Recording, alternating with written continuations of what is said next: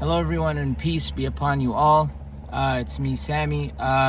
So the subject of this video is going to be a new subject, and it's an important subject about the creed and the beliefs of those of us Muslims who are on a creed that was overshadowed by the majority, a creed that has been made to look like a foul creed, like an evil creed, like a wicked creed, by what you can call the Muslim nation. However, we're going to clarify the true creed of this religion, the pure creed of this religion, the pure beliefs of this religion. I believe that this series is going to appeal mainly to two groups of people. One, it's going to appeal, or three groups. One, it's going to appeal to those Muslims who already believe in this creed. And two, it's going to appeal to those Muslims who are seeking justice. And three, justice in the religion with sincerity, and three, sincerely. And three, it's going to appeal to the non-Muslims. This is who I'm guessing this is who this series is going to appeal to. The creed I'm discussing is the creed that belonged and still belongs to those who adhered to the Mu'tazili and Zaydi sects. I'm going to be using a commentary which was written by a Zaydi Imam. His name was Imam Al-HàDI'S. He was based in Yemen, but may peace of Allah be upon him. But he wrote a book with a commentary by people who came after him just recently, and it's an amazing book. So this is something that I'm going to share with you and the rest of and the whole world. And I pray sincerely that this creed becomes the dominant creed of this nation, of this Muslim nation, and saves it from the calamity that it's in, and these foul creeds that have besieged it. And I have no limits when it comes to creed. Those who know me know I don't play with creed. I don't play around with beliefs. So without further ado, I begin in the name of God, the compassionate, the merciful. I praise and I glorify him as he ought to be praised and glorified.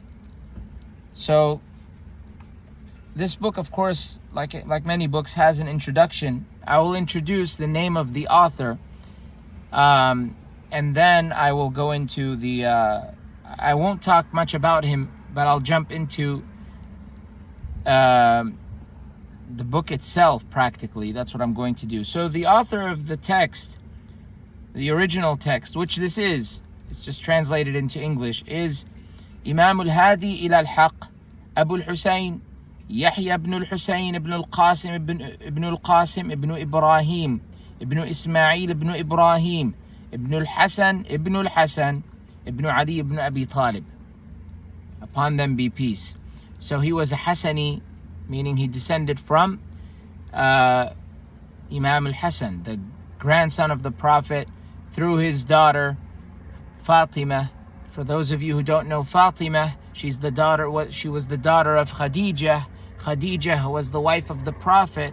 And for those of you who don't know, Khadija was a Christian before she became a follower of Muhammad. I will not say before she became a Muslimah, because the term Muslim and the term Muslimah, one is masculine, the other is feminine. These terms are Arabic terms meaning those who submit to God.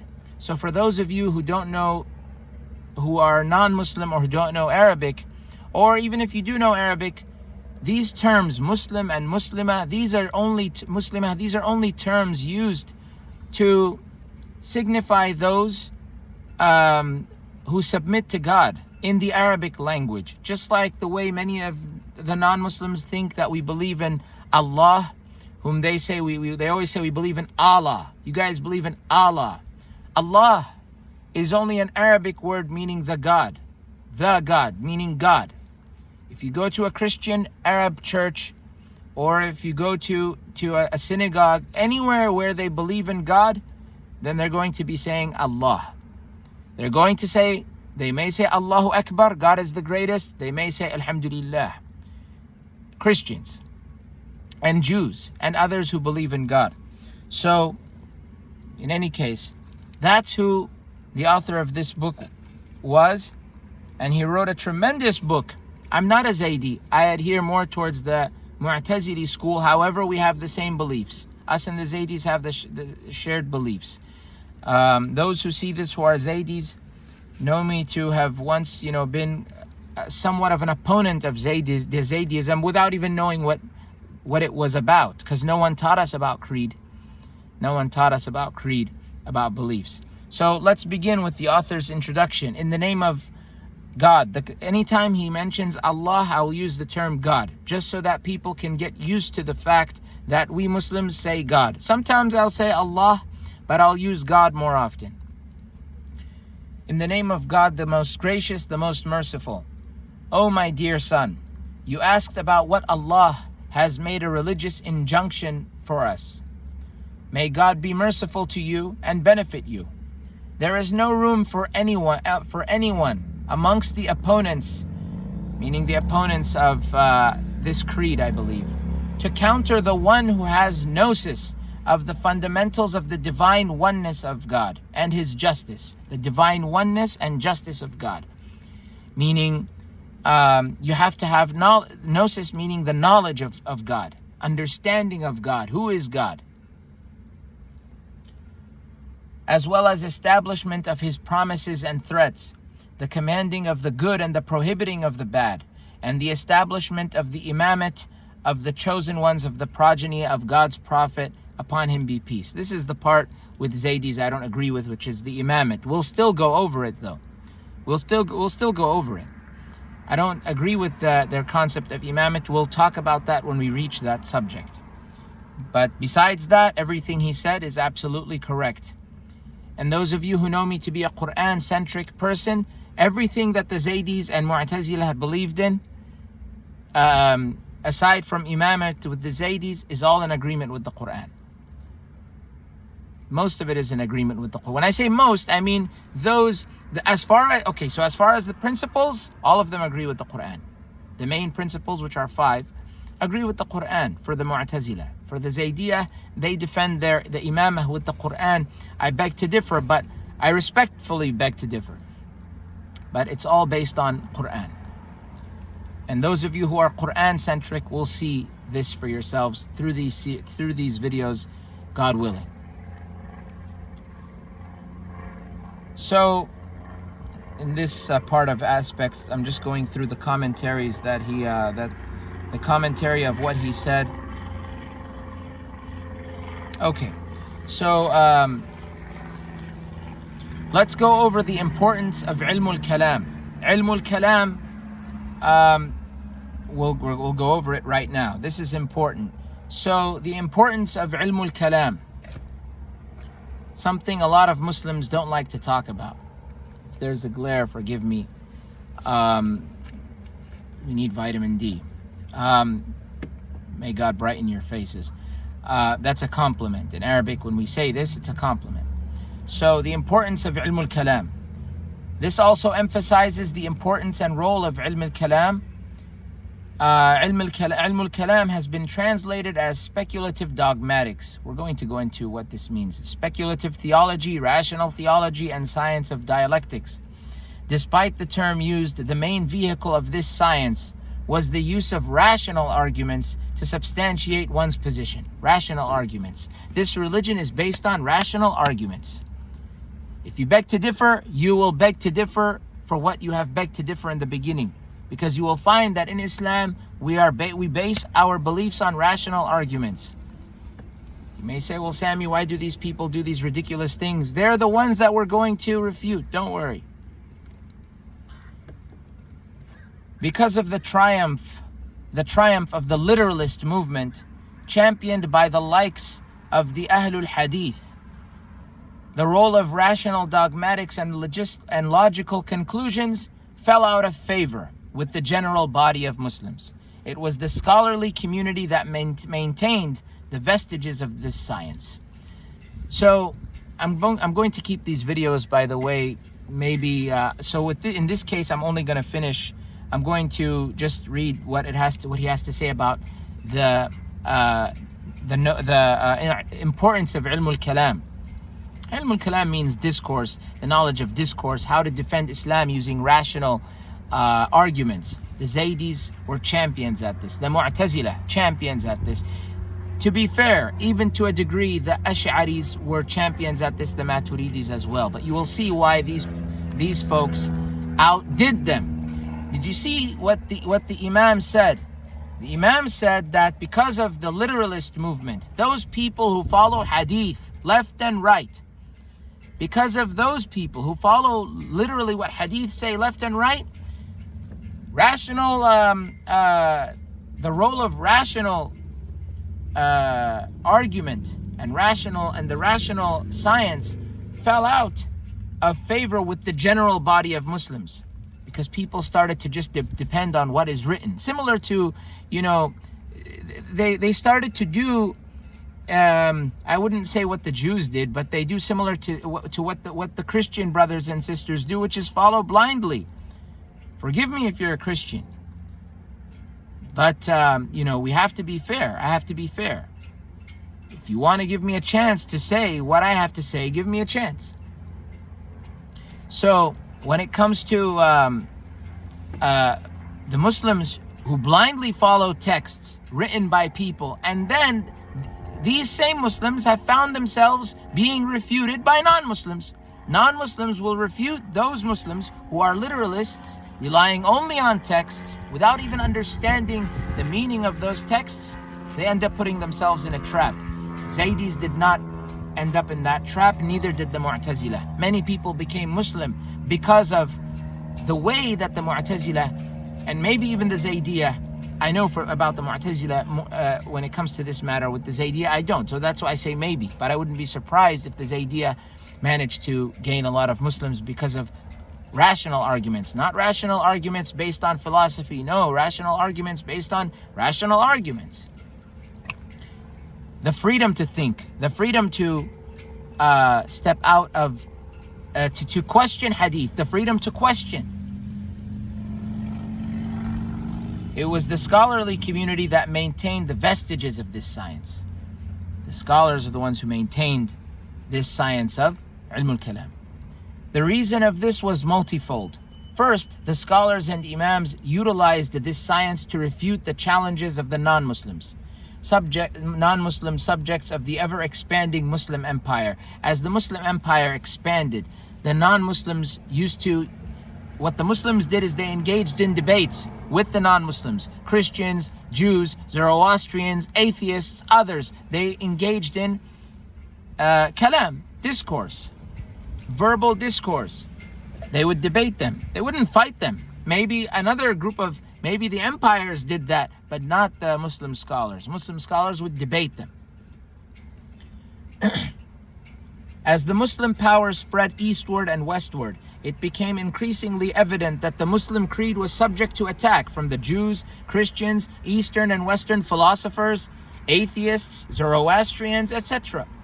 When encountered by these alien philosophies, the Muslim could not resort to his textual resources as a reference, because these other groups did not share with the Muslim the recourse of Quran and corpus of hadith. Those non-Muslims are not going to listen to you if you give them a Quran. Maybe some of them would read it and then maybe, be convinced by it.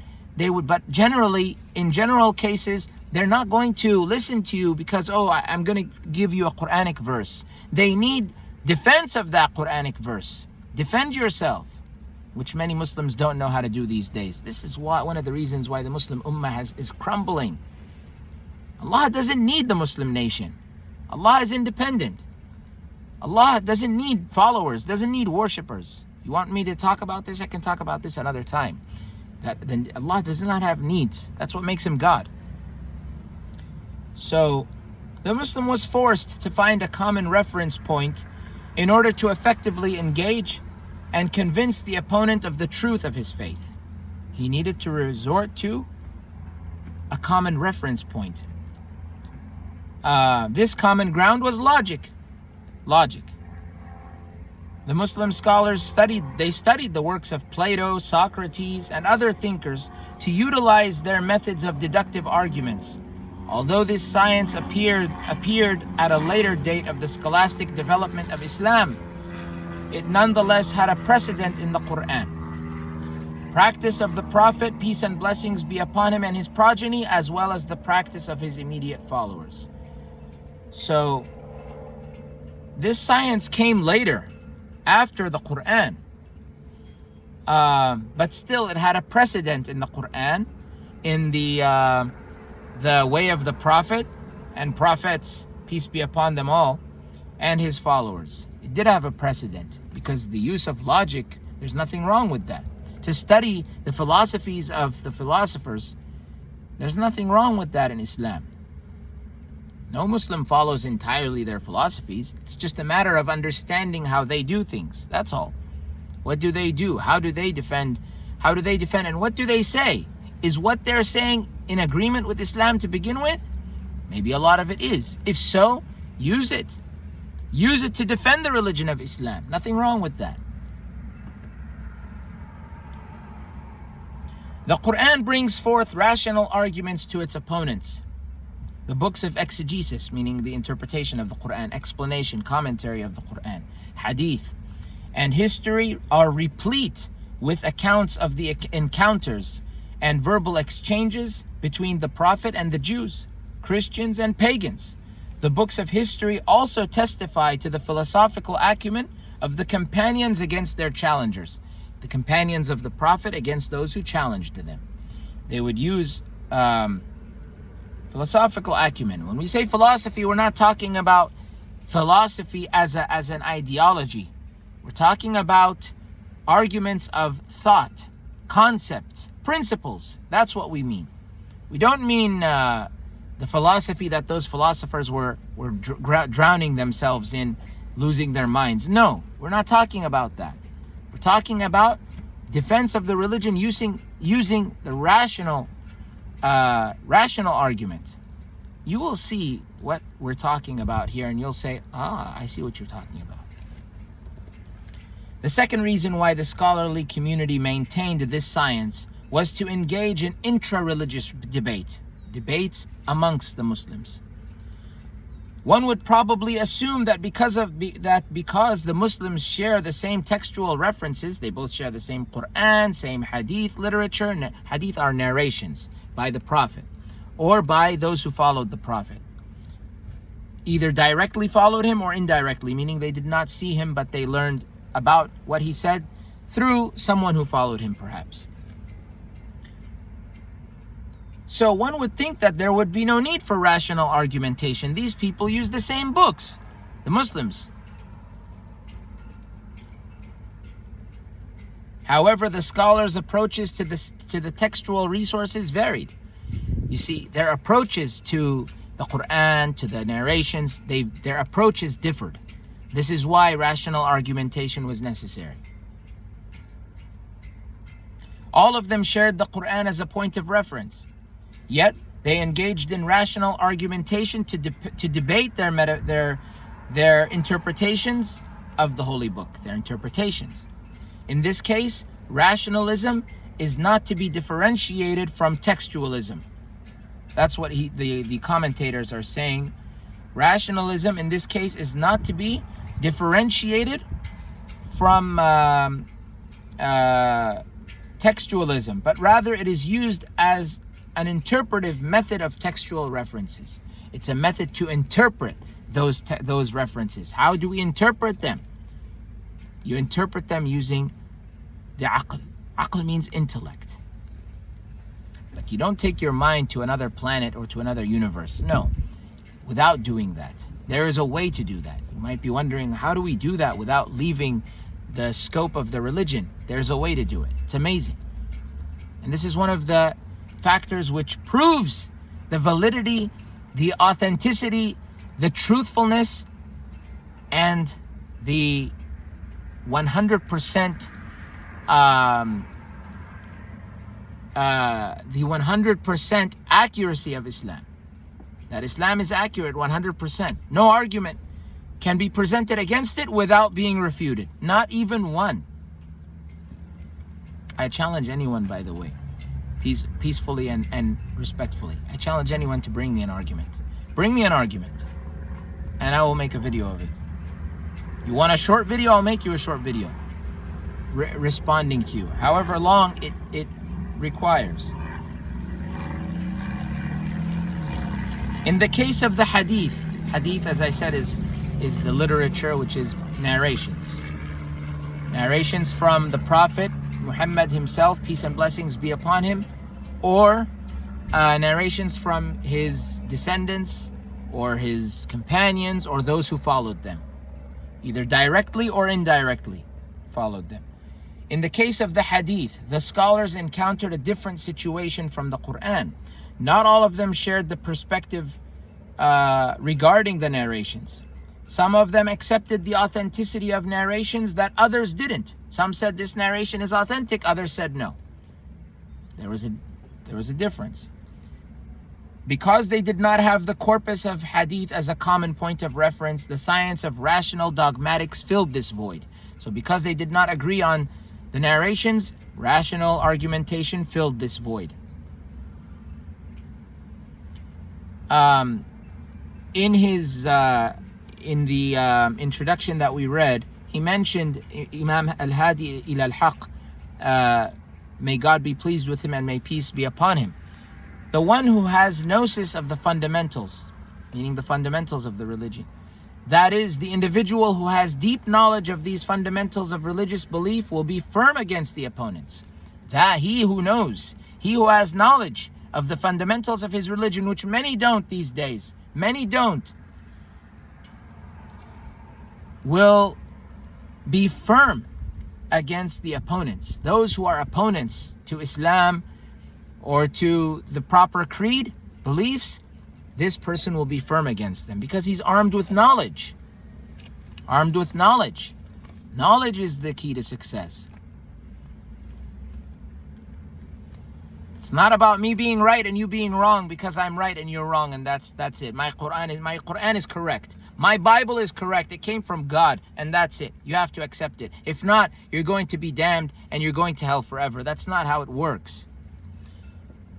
The word ma'rifah, gnosis, G-N-O-S-I-S, G-N-O-S-I-S, the G is silent, means a belief that is so firmly established that it produces tranquility in the heart. That's what gnosis means, according to this, and this is the quote. A belief that is so firmly established that it produces tranquility in the heart. This is gnosis. Ma'rifah. In Arabic, it's called ma'rifah. It also refers to a fundamental belief and that forms the basis of subsequent beliefs and actions. The main belief that forms the following beliefs. The main belief that forms the following beliefs. That's what he means by subsequent beliefs and actions. Gnosis removes assumption and doubt. It removes assumption and doubt and replaces it with surety and faith. Certainty and faith. You have to have certainty. In Arabic, yaqeen, and faith, iman. This is what gnosis does. It places certainty in your heart and faith. This isn't a joke. This isn't a joke. Of course, we can enjoy what we're learning, but it's not a joke. This is the most important part of life. The most important aspect of life is that which we find in the Quran. This is merely only explaining how to defend the Quran, because so many people have distorted the understanding of the Quran. We're almost finished.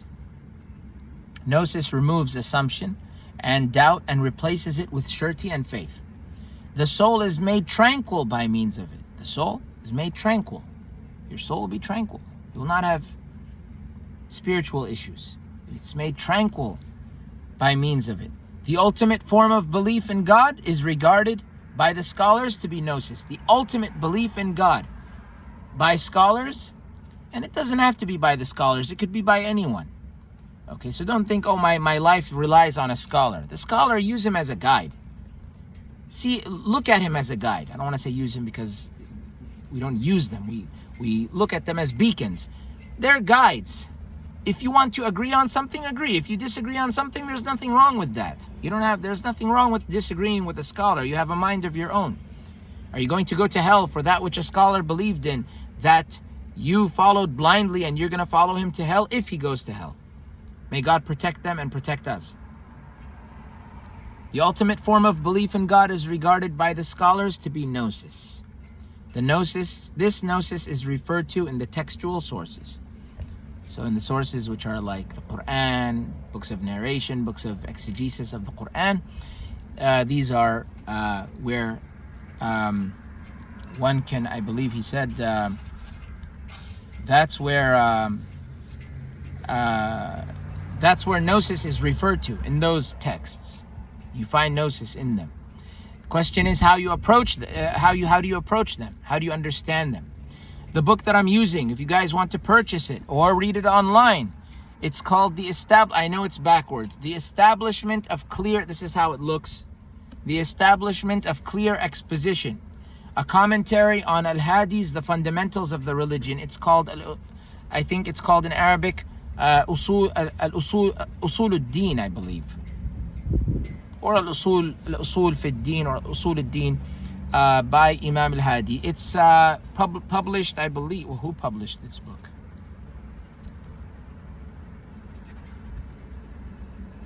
Could be the Imam Rassi Society. Imam Rassi, alayhi salam, peace be upon him, was I believe the grandfather of Imam Al-HADI. I'm not a Zaydi, but I respect these people for their knowledge.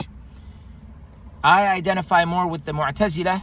We have the same beliefs as them, but this book is all in one book, and I can deliver the message using one source, which suffices, because the Mu'tazilah and the Zaydiyah are like this when it comes to beliefs. I believe there are some minor differences and beliefs in Imama, and that's it. However, I will say that I think Mu'tazilah, we have more freedom when it comes to we don't rely on scholars as much as the Zaydiyah do, which is fine if that's what they do, but I don't think this is the right way to go. But this is what their beliefs are based on. But we'll see that later on in the text. In any case, that's where we are now. We're going to go into the gnosis, or the gnosis of God, in the next video. I hope you guys enjoyed, or at least got an understanding, a basic understanding. We're not Sunnis, and they're Shia, but they're a branch of Shia. They're a branch. They're not the majority. They're a minority who may have been a majority, but they had a lot of power in history. The Zaydiyah had a lot of power in the history of Shi'ism, but they're very straightforward when it comes to creed. So in any case, we're not, I myself, I'm not a Shi'i, I'm not a Sunni, I'm not any of these things. So what you hear from me is not going to be what you hear from other scholars. It's not going to be what you hear from Yasir Qadi. May God guide him. It's not going to be what you hear from Mufti Mank. May Allah guide him. It's not going to be what you hear from those people. This is something that I don't think is found very often in the English language, especially not from someone who's sitting in a car on a nice sunny day. I don't think you're going to hear it from them. But in any case, if you do, please listen to them. But in any case, you have a brother in me, you have a friend in me. Peace be with you. Take care. I'll see you in the next video for this or for my other videos. Take care of yourselves. Peace be with you.